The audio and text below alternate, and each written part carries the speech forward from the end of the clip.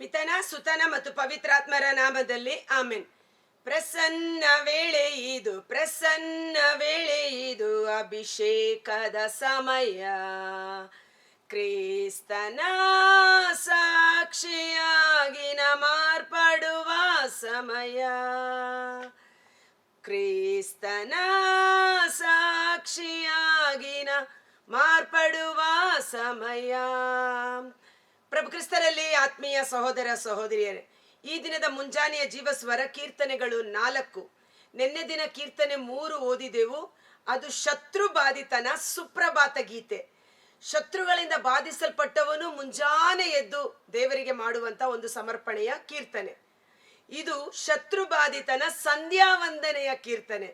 ಬೆಳಿಗ್ಗೆಯಿಂದ ಸಂಜೆ ತನಕ ಶತ್ರುಗಳ ಎಲ್ಲ ಶೋಧನೆಗಳನ್ನ ಜಯಿಸಿ ಸಂಜೆಯ ಸಮಯದಲ್ಲಿ ದೇವರಿಗೆ ಕೃತಜ್ಞತೆಯನ್ನು ಸಲ್ಲಿಸುವ ರೀತಿಯಲ್ಲಿ ಕೀರ್ತನೆಗಳಲ್ಲಿ ಜಾಸ್ತಿ ಶತ್ರುಗಳ ಹೋರಾಟದ ಬಗ್ಗೆನೇ ಬರೆಯಲಾಗಿದೆ.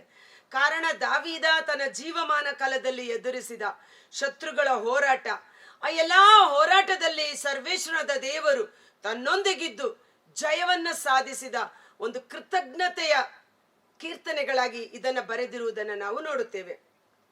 ಇದು ದಾವೀದನಿಗೆ ಮಾತ್ರವಲ್ಲ, ನಮ್ಮ ದಿನನಿತ್ಯದ ಜೀವಿತದಲ್ಲಿಯೂ ಸಹ ನಾವು ಅನುಭವಿಸುತ್ತಿರುವ ಪರಿಸ್ಥಿತಿಗಳಿಗೆ ಸೂಕ್ತವಾದ ಕೀರ್ತನೆಗಳಾಗಿ ನಮ್ಮ ಒಂದು ಆಧ್ಯಾತ್ಮಿಕ ಜೀವನಕ್ಕೆ ಪ್ರೋತ್ಸಾಹವಾಗಿ ಶಕ್ತಿಯುತವಾಗಿ ದೇವರ ವಾಕ್ಯ ಇದರಲ್ಲಿ ಚಿತ್ರಿಸಲ್ಪಟ್ಟಿರುವುದು ನಿಜವಾಗಿಯೂ ಶ್ಲಾಘನೀಯ. ಪವಿತ್ರಾತ್ಮರಿಗೆ ಸ್ತೋತ್ರವಾಗಲಿ. ಸತ್ಯ ಸ್ವರೂಪನಾದ ದೇವ, ಭಕ್ತನ ಮೊರೆಗೆ ಸದುತ್ತರ ಪಾಲಿಸೋ. ಆಪತ್ತಿನಲ್ಲಿ ಆಶ್ರಯವಿತ್ತ ದೇವ, ಎನ್ನ ಪ್ರಾರ್ಥನೆಯ ಆಲಿಸು. ಸಂಜೆ ಹೇಳ್ತಾರೆ, ನನ್ನ ಆಪತ್ತಿನಲ್ಲಿ ನನ್ನ ಪ್ರಾರ್ಥನೆಯನ್ನು ಆಲಿಸಿ ನನಗೆ ಸದುತ್ತರವನ್ನಿತ್ತು, ಸಕಲ ವಿಧವಾದ ಶತ್ರು ಬಾಧೆಗಳಿಂದ ನನ್ನನ್ನು ಬಿಡುಗಡೆ ಮಾಡಿ ಸುರಕ್ಷಿತವಾಗಿ ಕಾಯ್ದು ಕಾಪಾಡಿದ ದೇವ, ನಿನಗೆ ಸ್ತೋತ್ರವಾಗಲಿ. ಎಲೆ ಮಾನವ, ಎಲ್ಲಿಯ ತನಕ ಕೆಡಿಸುವೆ ಎನ್ನ ಘನತೆಯ? ಅದೆಷ್ಟು ಕಾಲ ಹುರುಳಿಲ್ಲದನು ಬಯಸಿ ಅರಸುವೆ ಹುಸಿಯ. ಎಲ್ಲಿಯ ತನಕ ಜನರು ನಮ್ಮ ಘನತೆಯನ್ನು, ನಮ್ಮ ಹೆಸರನ್ನ ಹಾಳು ಮಾಡಲು ಪ್ರಯತ್ನಿಸುವರು. ಅವರು ಎಷ್ಟು ಪ್ರಯತ್ನಿಸಿದರೂ ಪ್ರಯತ್ನಿಸಲಿ, ತೊಂದರೆ ಇಲ್ಲ. ನಮ್ಮ ಗಮನ ದೇವರ ಕಡೆ ಇರಲಿ. ಅದಕ್ಕಾಗಿ ದಾವಿದರ್ಸ ಹೇಳುವ ಮಾತು, ಎಲೆ ಮಾನವ, ಇನ್ನು ಎಷ್ಟು ಪ್ರಯತ್ನ ಪಡುವೆ ನನ್ನ ಹೆಸರನ್ನ ಹಾಳು ಮಾಡಬೇಕು, ನನ್ನ ಹೆಸರನ್ನ ನಾಶ ಮಾಡಬೇಕೆಂದು ಸುಳ್ಳಾದುದಗಳನ್ನು ಹುಸಿ.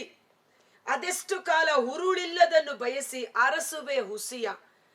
ಅದಕ್ಕೆ ಅಡಿಪಾಯನೇ ಇಲ್ಲದೆ ಸುಳ್ಳು ಹುಸಿಯನ್ನ ನೀನು ಮಾತನಾಡುವೆ. ಎಷ್ಟು ಕಾಲ ನನಗೆ ಕೇಡನ್ನ ಮಾಡಲು ನೀನು ಹೊಂಚು ಹಾಕುವೆ. ಭಕ್ತನನ್ನು ಪ್ರಭು ಪ್ರತ್ಯೇಕಿಸಿಕೊಂಡನೆಂದು ತಿಳಿದುಕೋ. ಅದ್ಭುತಕರವಾದ ವಾಕ್ಯ. ಆಮೇನ್ ಎಂದು ಟೈಪ್ ಮಾಡೋಣ.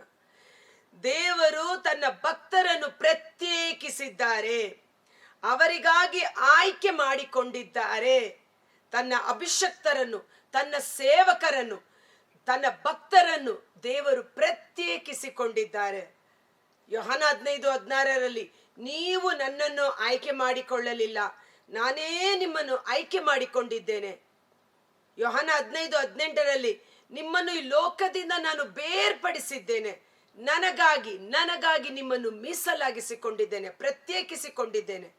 ಇಸ್ರಾಯೇಲ್ ಜನಾಂಗವನ್ನ ದೇವರು ತನಗಾಗಿ ಪ್ರತ್ಯೇಕಿಸಲ್ಪಟ್ಟ ಜನಾಂಗವಾಗಿ ಆಯ್ಕೆ ಮಾಡಿಕೊಂಡಿದ್ದರು. ಹೀಗೆ ದೇವರಿಂದ ಆಯ್ಕೆ ಮಾಡಲ್ಪಟ್ಟ, ದೇವರಿಂದ ಪ್ರತ್ಯೇಕಿಸಲ್ಪಟ್ಟ ದೇವ ಭಕ್ತರ ವಿರುದ್ಧ ಇನ್ನೆಷ್ಟು ಕಾಲ ಎಲೆ ಮಾನವ ನೀನು ಹೋರಾಟ ನಡೆಸುವೆ? ಮನುಷ್ಯನ ಪ್ರಯತ್ನಗಳೆಲ್ಲ ವ್ಯರ್ಥವಾದುದಲ್ಲವೇ? ಸುಳ್ಳು ಹುಸಿ ಮಾತುಗಳನ್ನು ಯಾಕೆ ನೀನು ಆಡುವೆ? ಇಂದಿದ್ದು ನಾಳೆ ಗತಿಸಿ ಹೋಗುವ ಹುಲ್ಲಿಗೆ ಸಮಾನ. ಮೂಗಿನಲ್ಲಿ ಉಸಿರಾಡುವ ನರಪ್ರಾಣಿ, ಅವನಿಂದೇನು ತಾನೇ ಮಾಡಲು ಸಾಧ್ಯ? ನಾ ಮೊರೆ ಇಟ್ಟಾಗ ಆತ ಕಿವಿಗೊಡುವನೆಂದು ಅರಿತುಕೋ. ತನ್ನ ಭಕ್ತರನ್ನ ಸಂರಕ್ಷಣೆ ಮಾಡುವ ದೇವರು, ಕಷ್ಟ ಕಾಲದಲ್ಲಿ ಸರ್ವೇಶ್ವರನಿಗೆ ಮೊರೆ ಇಡುವಾಗ ತನ್ನ ಭಕ್ತರನ್ನು ಸಂರಕ್ಷಿಸುವ ದೇವರು. ಅದನ್ನ ನೀನು ತಿಳಿದುಕೋ. ಕೋಪಗೊಂಡರೂ ದೂರವಿರು ಪಾಪದಿಂದ. ಎಫೆಸರ್ 4:26 ನಾವು ನೋಡ್ತೇವೆ, ಕೋಪ ಮಾಡಬೇಕಾಗಿ ಬಂದರೂ ಪಾಪ ಮಾಡಬೇಡ, ಕೋಪವನ್ನ ನಿಯಂತ್ರಿಸು. ಕೋಪ ಅತಿಯಾದ ಕೋಪ ಸೈತಾನನಿಗೆ ಸಂಬಂಧಪಟ್ಟದ್ದು. ಕೋಪಗೊಂಡರೂ ದೂರವಿರು ಪಾಪದಿಂದ, ಶಯನದಲ್ಲಿದ್ದರೂ ಧ್ಯಾನಿಸು ಹೃದಯದಿಂದ. ನೀನು ಹಾಸಿಗೆಯಲ್ಲಿ ಮಲಗಿರುವಾಗಲೂ ಸಹ ದೇವರು ಮಾಡಿದ ಮಹತ್ ಕಾರ್ಯಗಳನ್ನ, ಆ ದಿನವಿಡೀ ದೇವರು ನಮಗೆ ಮಾಡಿದ ಎಲ್ಲ ಉಪಕಾರಗಳಲ್ಲಿ ಒಂದನ್ನು ಮರೆಯದೆ ನೀನು ಹಾಸಿಗೆಯಲ್ಲಿದ್ದರೂ ಅದನ್ನ ಧ್ಯಾನಿಸು.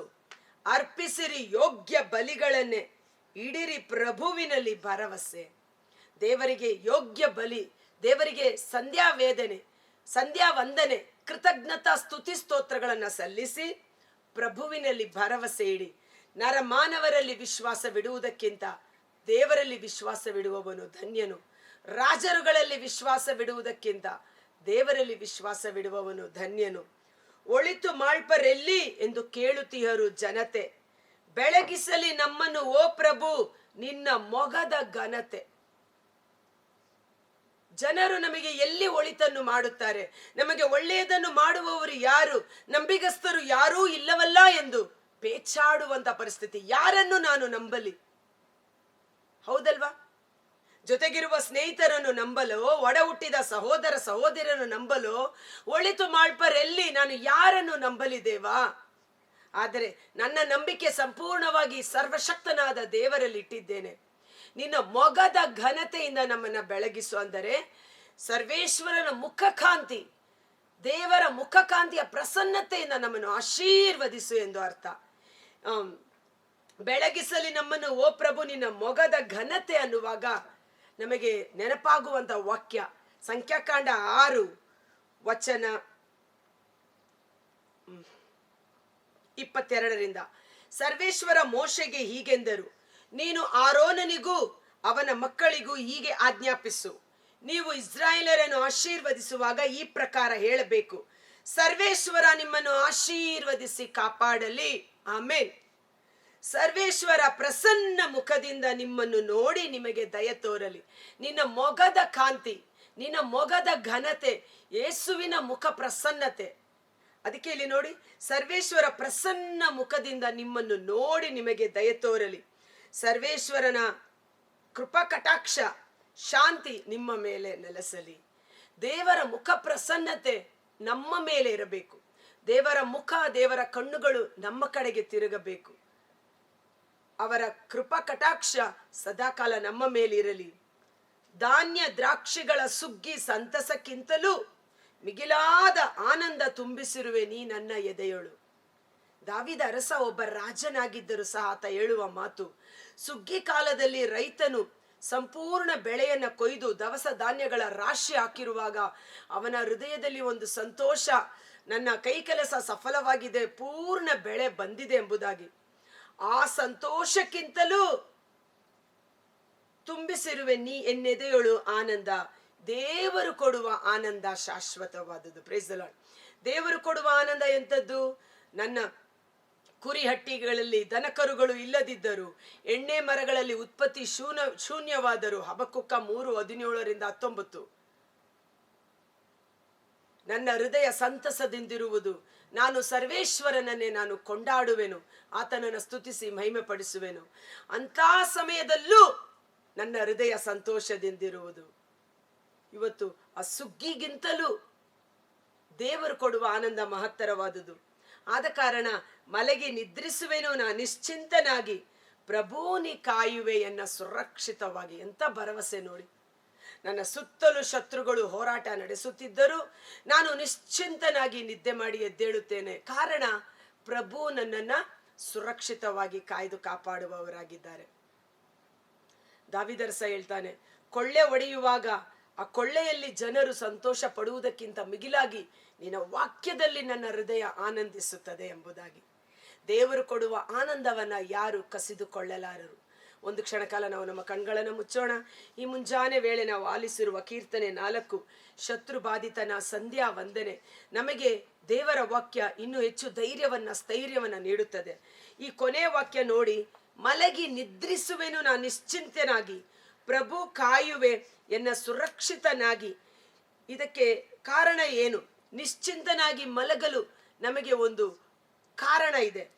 ಜ್ಞಾನೋಕ್ತಿಗಳ ಗ್ರಂಥ 1ನೇ ಅಧ್ಯಾಯ ವಚನ 31, ನನ್ನ ಮಾತಿಗೆ ಕಿವಿಗೊಡುವವನಾದರೋ ಸುರಕ್ಷಿತರಾಗಿರುವರು, ಕೇಡಿಗೆ ಭಯಪಡದೆ ನೆಮ್ಮದಿಯಾಗಿ ಬಾಳುವರು. ದೇವರ ವಾಕ್ಯಕ್ಕೆ ಕಿವಿಗೊಡುವವರು, ದೇವರ ವಾಕ್ಯವನ್ನ ಧ್ಯಾನಿಸುವವರು ಸುರಕ್ಷಿತರಾಗಿರುವರು, ಅವರು ನೆಮ್ಮದಿಯಾಗಿ ಬಾಳುವರು. ಕರ್ತನಾದ ಯೇಸುವೇ, ಮುಂಜಾನೆ ಜೀವ ಸ್ವರವನ್ನು ಆಲಿಸುತ್ತಿರುವ ಪ್ರತಿಯೊಬ್ಬ ಸಹೋದರ ಸಹೋದರಿ ಅವರ ಕುಟುಂಬಗಳನ್ನು ನಿಮ್ಮ ಕರಗಳಿಗೆ ಸಮರ್ಪಿಸುತ್ತೇನೆ. ಈ ಮುಂಜಾನೆ ವೇಳೆ ಸಂಖ್ಯಾಕಾಂಡ 6ನೇ ಅಧ್ಯಾಯ ವಚನ 21ರಂತೆ, ಹೇ ಸರ್ವೇಶ್ವರ, ನಿನ್ನ ಮೊಗದ ಘನತೆ, ನೀನು ಪ್ರಸನ್ನ ಮುಖದಿಂದ ನಮ್ಮೆಲ್ಲರನ್ನು ಕಟಾಕ್ಷಿಸು. ದೇವರು ನಮ್ಮೊಬ್ಬೊಬ್ಬರ ಕುಟುಂಬಗಳನ್ನು ಆಶೀರ್ವದಿಸಲಿ. ಆಮೇನ್. ಸರ್ವೇಶ್ವರನು ಪ್ರಸನ್ನ ಮುಖದಿಂದ ನಮ್ಮ ಮೇಲೆ ದಯ ತೋರಿ ನಮ್ಮನ್ನು ಕಟಾಕ್ಷಿಸಲಿ. ಆಮೇನ್. ಸರ್ವೇಶ್ವರನ ಶಾಂತಿ, ಸಮಾಧಾನ, ದೈವಿಕ ಸ್ವಸ್ಥತೆ, ದೈವಿಕ ಸಂರಕ್ಷಣೆ ನಮ್ಮೊಂದೊಂದು ಕುಟುಂಬಗಳಲ್ಲಿ ಅಭಿಷೇಕವಾಗಿ ಸುರಿಸಲ್ಪಡಲಿ. ಆಮೇನ್. ದೇವರ ವಾಕ್ಯಕ್ಕೆ ಕಿವಿಗೊಟ್ಟು ದೇವರ ವಾಕ್ಯವನ್ನ ಧ್ಯಾನಿಸುವವನು ಸುರಕ್ಷಿತನಾಗಿರುವನು, ಯಾವ ಕೇಡಿಗೂ ಭಯಪಡದೆ ನೆಮ್ಮದಿಯಾಗಿರುವರು.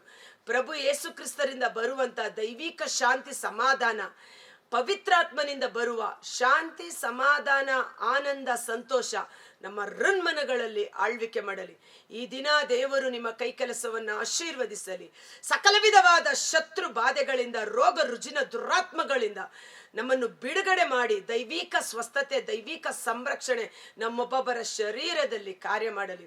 ದೇವರು ತಮ್ಮ ಮೊಗದ ಘನತೆಯಿಂದ ನಮ್ಮ ಮೇಲೆ ಕರುಣೆ ತೋರಿ ನಮ್ಮನ್ನು ಆಶೀರ್ವದಿಸಿ ಕಾಯ್ದು ಕಾಪಾಡುವುದಕ್ಕಾಗಿ ದೇವರಿಗೆ ಕೃತಜ್ಞತೆಯನ್ನು ಸಲ್ಲಿಸುತ್ತಾ ಯೇಸುವಿನ ಅದ್ಭುತಕರವಾದ ನಾಮದಲ್ಲಿ ಪ್ರಾರ್ಥಿಸಿ ಬೇಡಿ ಹೊಂದಿಕೊಳ್ಳುತ್ತೇವೆ.